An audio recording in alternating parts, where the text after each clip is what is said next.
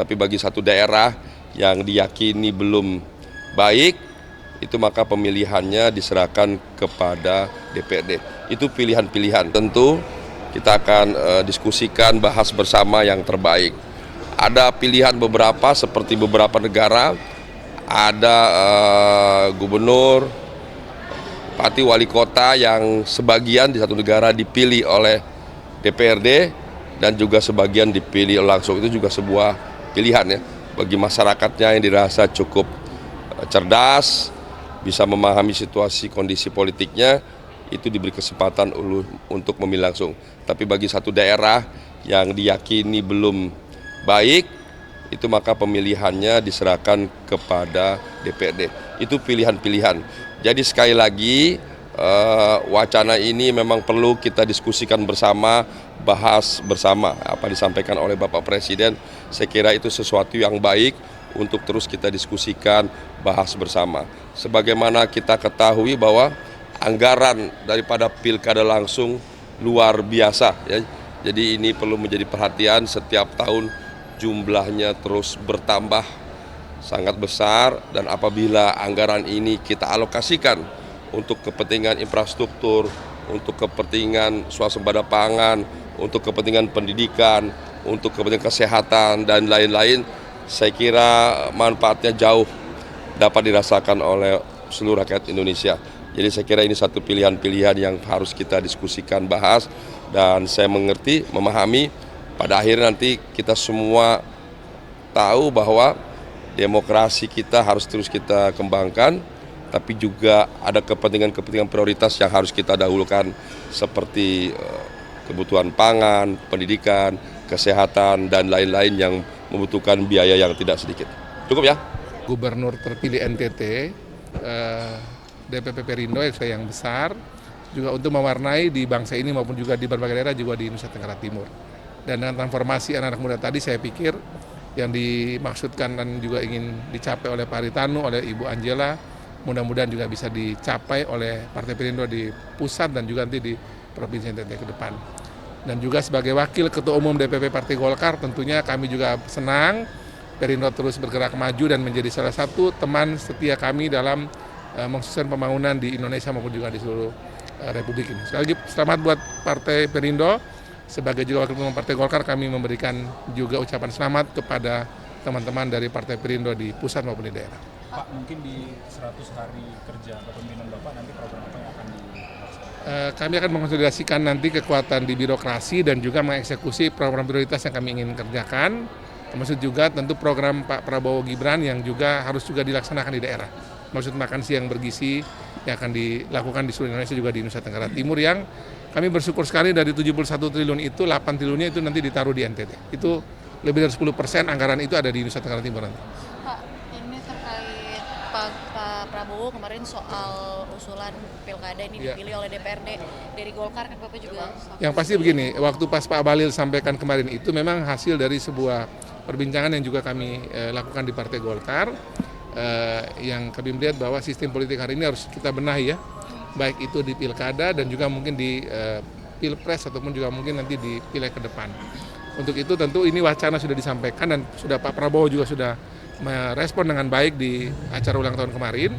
Dan saya lihat hari ini hampir semua kalangan, partai politik maupun tokoh-tokoh politik, tokoh-tokoh bangsa sudah memberikan juga respon, dan mungkin waktunya sekarang kita mungkin bisa membahas dengan lebih tenang ya, lebih rasional, apa yang terbaik untuk bangsa ini, baik itu di pilkada, pileg maupun pilpres. Tentu banyak formulasi yang kita bisa belajar dari pengalaman berbagai negara, dan bagaimana itu diadaptasikan dengan kondisi bangsa ini mesti kita bahas dengan lebih tenang ke depan. Tapi artinya obrolan ini udah masuk di internal Golkar atau gimana? Kan saya pikir bukan lagi di kami, sekarang PAN sudah merespon, kemudian juga tadi saya lihat Pak Mahfud juga sudah merespon, banyak tokoh-tokoh akademis sudah merespon, banyak partai sudah merespon, dan nanti semuanya kan nanti akan berujung di pembahasan nanti di DPR dan pemerintah untuk memastikan kembali sistem politik ke depan harus kita benahi dalam dalam regulasi yang seperti apa. Tapi kira-kira efektif nggak sih Pak untuk menekan anggaran agar tidak mengeluarkan anggaran yang terlalu besar? Kan sebenarnya begini, kita kan yang kemarin waktu habis setelah Pak Balil sampaikan itu kan, Ketua Umum Partai Golkar sampaikan kan, Pak Prabowo langsung menyitir ya, lihat pengalaman di Malaysia, Singapura sama India. kita butuh sistem politik yang demokratis pasti, tapi dia harus efektif, efisien, dan tidak berbiaya tinggi. Dan semua partai mengalami, semua teman-teman politik ini yang di belakang saya ini teman-teman saya dari Perindo NTT, mereka juga mengalami. Dari pileg, dari pilpres, dari pilkada kemarin itu memang harus diakui bahwa sistem kita ini berbiaya mahal dan yang menguras banyak energi ya.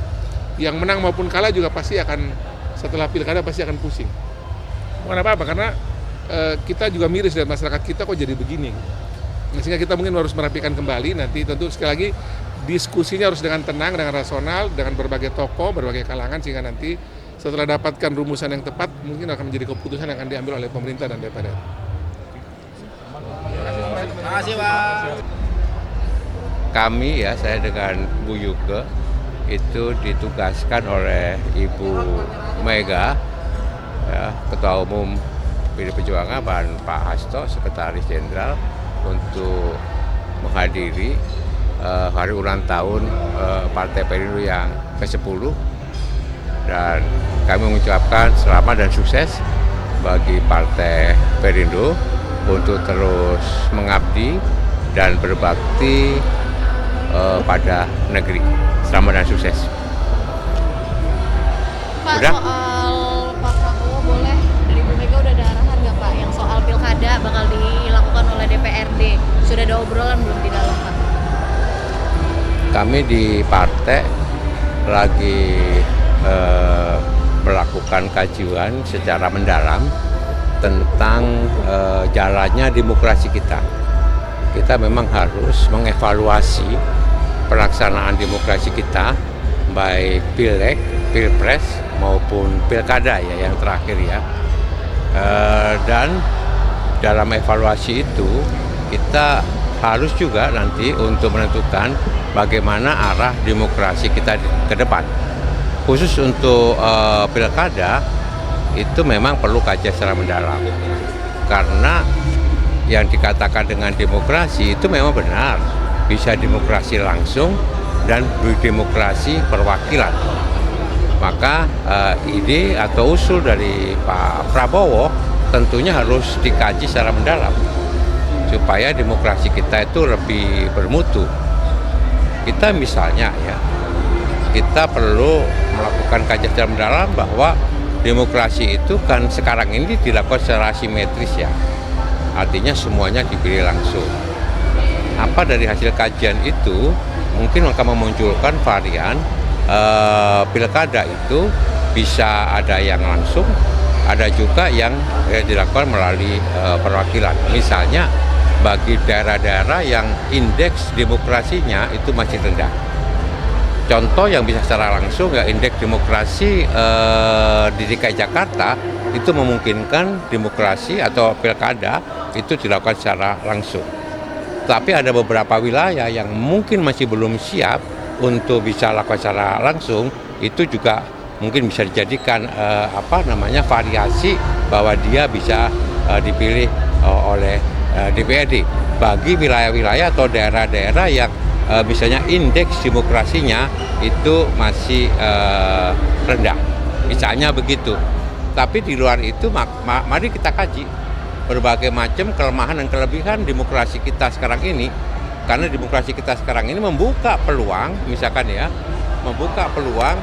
Contoh kasus ya, kemarin rame bagaimana intervensi dari Parcok, bagaimana intervensi dari para PJ dan ketidaknetralan ASN, bagaimana bansos itu digelontorkan terus-menerus agar menguntungkan kandidat tertentu, bagaimana proses demokrasi penghitungan suara dan sebagainya kemarin terjadi misalkan di Papua, sampai sekarang itu masih ada keributan di sana.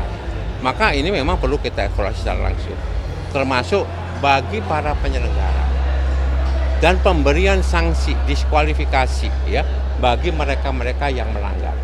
Nah, ini juga perlu dievaluasi. Saya pikir itu. Tapi secara partai itu belum melakukan kajian secara mendalam, dan nanti kajian secara mendalam itu akan disampaikan melalui fraksi kita di DPR. Selamat 1 dekade, 10 tahun Perindo berada dalam sistem perpolitikan Indonesia yang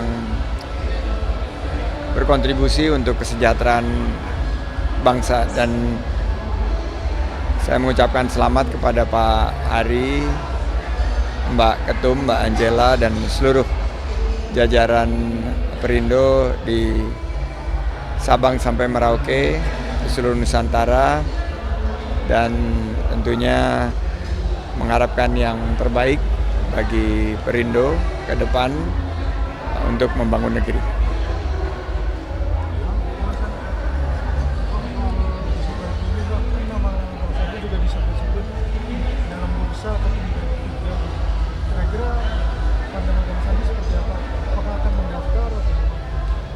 Ya, sekarang sedang berlangsung musyawarah kerja nasional dan kita tunggu hasilnya, dan tentunya kita hormati keputusan dari para pemangku kepentingan di P3 dengan syarat P3 harus bersatu untuk bisa kembali berkiprah di Senayan, di parlemen, bersatu untuk memperkuat posisi P3 sebagai solusi bagi persatuan pembangunan Indonesia.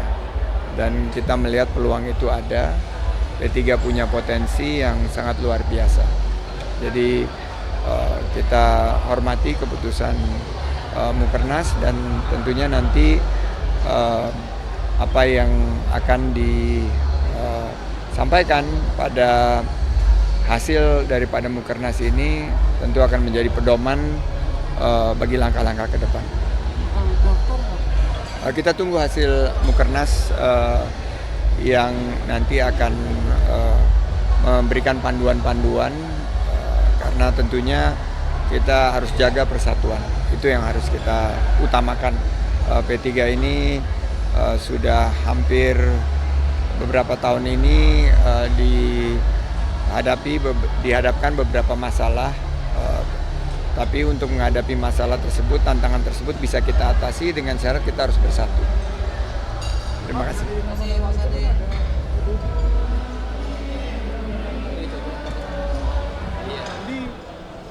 cukup kuat di sini, Pak, karena udah lebih lama sebagai kader. Melihat itu seperti apa? Ya, tentunya kita hormati pendapat para senior-senior, dan juga kita hormati para kiai, para ulama yang pasti semua menginginkan yang sama, bahwa P3 bisa kembali untuk berkontribusi membangun bangsa sebagai partai Islam tertua.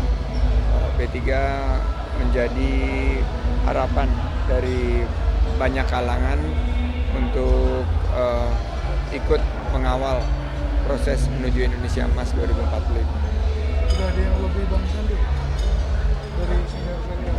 Dari senior-senior banyak pembicaraan, tapi tentunya kita Jokowi dan meminta kontribusi positif khususnya dalam pembangunan ekonomi rakyat. Kita lihat tantangan ke depan, salah satunya yang paling harus kita utamakan adalah penciptaan lapangan kerja dan menjaga stabilitas harga-harga bahan pokok dan biaya hidup yang lebih terjangkau.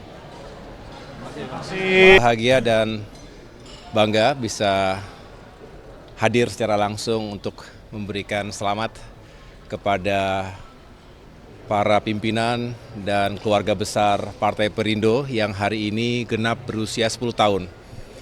Tadi saya langsung menyampaikan kepada Bapak Haritanu Sudibyo sebagai Ketua MPP Partai Perindo sekaligus juga pendiri, beserta Ibu Liliana dan tentunya Ketua Umum Perindo Mbak Angela Tanusudibyo. Saya merasa ada cukup banyak hal yang bisa saling mengisi satu sama lain, karena partai-partai politik di Indonesia ini juga tentu memiliki semangat yang positif, menjadi bagian penting dalam demokrasi dan pembangunan bangsa ke depan. Partai Demokrat tentu juga memiliki harapan bisa membangun sinergi dan kolaborasi dengan Perindo. apalagi sekarang ketua umumnya juga generasi muda yang kita harapkan penuh dengan energi positif dan juga terobosan-terobosan bukan hanya untuk membangun partai secara internal tapi juga bisa berkontribusi untuk masyarakat, bangsa dan negara seperti yang telah dilakukan oleh Perindo selama ini. Sehingga saya mengucapkan selamat sekali lagi, semoga semakin maju dan berjaya di masa depan. Ini harapan dan juga sekaligus ucapan tulus dari saya mewakili keluarga besar Partai Demokrat. Gitu.